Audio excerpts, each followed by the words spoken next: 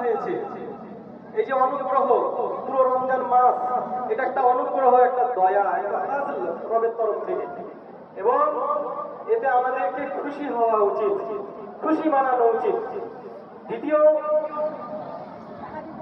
ফালিয়াফরাহু হুয়া খায়রুম মিম্মা ইয়াজমাউন, মানুষ যা সঞ্চয় করে রেখেছে তার থেকে উত্তম যেটা, এই খুশি মানানোটা আজকে। মোহতারাম হাজরাত, দীর্ঘায়িত করবো না বক্তব্য, দুই একটা কথা আমি আপনাদের সামনে বলবো যে রমজান মাস আমাদের কি শিক্ষা দিল। বর্তমান পরিস্থিতিকে সামনে রাখুন, তারপরে দেখুন যে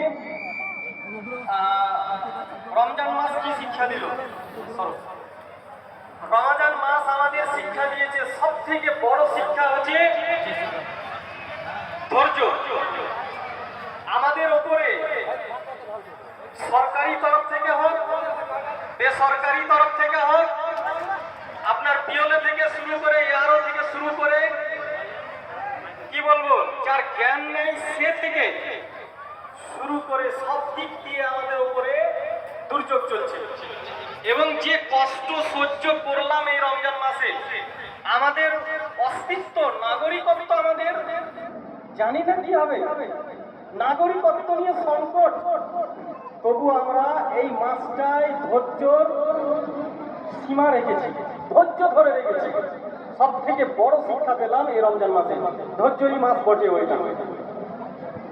সম্মানিত হাজিরিন, এই মাসটায় আরেকটা জিনিস শিক্ষা দেয়, সেটা হচ্ছে অনুভূতি। অনুভূতিটা কি?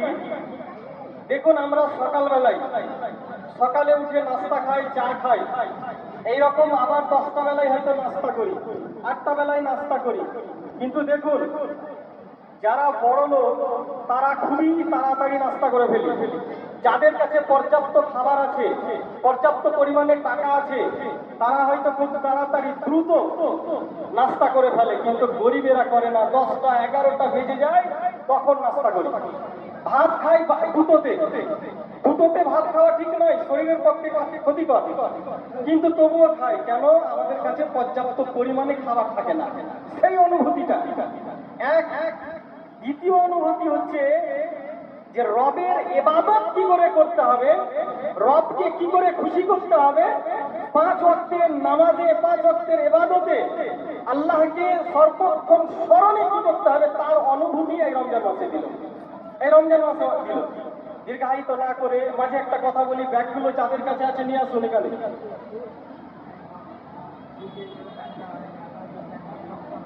আর আপনারা দেখছেন, আমি এটা বারে বারে বলতে থাকি, কথাটা বললাম মাঝেই, যে এই যে রংফং হচ্ছে এবং কাজ হচ্ছে, আমার সাথে প্রায় কথা হয়, মিটিং করি আমার আনারুল দাদার সাথে, তো প্রায় কথা হয়। ইনশাআল্লাহ দ্রুত আমরা এর কাজ দিয়ে করবো। যিনারা দেননি সবাই দেন, যিনারা বাকি আছেন দিবেন। বর্তমান সময়ে শেষ যেটা আমি পয়েন্ট আপনাদের সামনে বলবো মনে করে এসেছি, শেষ যেটা পয়েন্ট সেটা হচ্ছে, বন্ধুগণ, এখন আমাদের একত্রিত হতে হবে। আমার ওয়ালিদ সাহেব, আমার পিতা, উনি বলছিলেন যে আমি বক্তব্য দিয়েছি ভারত ছাড়ো বা কোরআন ছাড়ো, এইরকম একটা হয়েছিল। আপনারা যারা বয়স্ক, তখন আমার জন্ম হয়নি। 1986 সালে আমি আব্বার ক্যাসেট শুনেছি। আজ যেটা এসআইআর নাম দিয়ে শুনছেন, সেই ক্যাসেটে আমি সেই কথা পেয়েছি আমার আব্বার। আপনারা সবাই কাগজ ঠিক করুন। 42 লক্ষ লোককে তারা দাগ দিয়ে রেখেছে, তারা বেনাগরিক করবে। আজ 86 সালের পরে 40 বছর পরে সেই জিনিসটা এসেছে। কাগজ ঠিক করেছেন আপনারা, আমাদের সমস্ত জিনিস, ডকুমেন্টস ঠিক আছে, দোষটা কার? দোষ আমাদের। কিন্তু এখন দেখুন, আমাদেরকে বৈধ ভোটার হওয়ার সত্ত্বেও অবৈধ করে রেখেছে এই বাতিল সরকার। যা বলবেন এদেরকে। এখন বর্তমান সময় এসেছে, আমাদের একত্রিত হতে হবে। একত্রিত যদি না হন, তাহলে কিন্তু কে বেনাগরিক হবে, কে নাগরিক হবে কিছু বোঝা যাবে না। একত্রিত যদি না হন, তাহলে আপনাকে হায়ানের মতো করে ছিঁড়ে খাবে। একত্রিত যদি না হন, হরিণের মতো ছিঁড়ে ছিঁড়ে ছিঁড়ে ছিঁড়ে খাবে, আপনাকে শুধু একটু রেখে দিলে এমনটা নয়।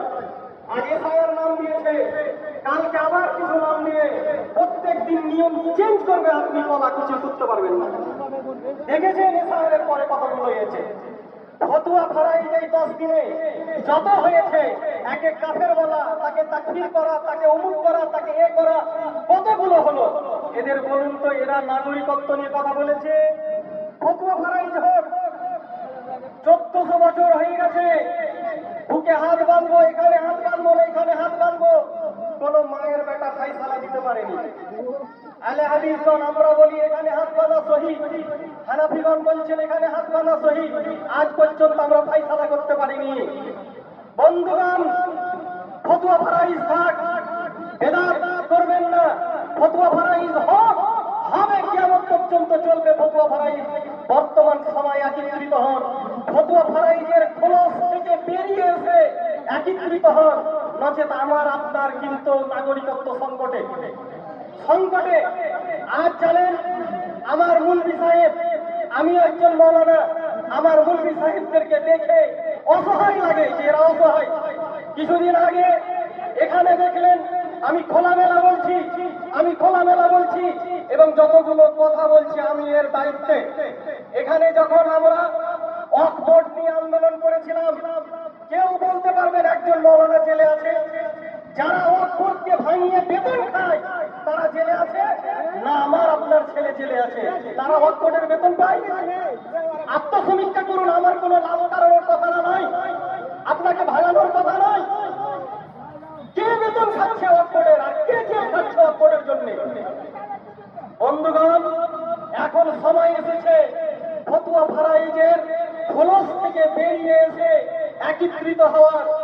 এক हो सकते हो तो बन सकते हो कुर्सी में मुबीन और ना इन बिखरे हुए तारों से क्या बात बनेगी।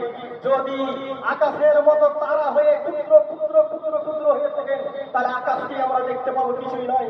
আজ মুসলিমের নাগরিকত্ব, আজ মুসলিমের বাড়িঘর সংকট রয়েছে। একত্রিত হন, একত্রিত হন, এই বলে আজকে আমার এই সংক্ষিপ্ত বক্তব্য ইতি টানলাম। শেষ যেটা, নামাজের জন্য আমাকে কিছুক্ষণ 5 মিনিট সময়টাকে বাড়িয়ে দিতে বলেছিলেন প্রাকৃতিক দুর্যোগের জন্য।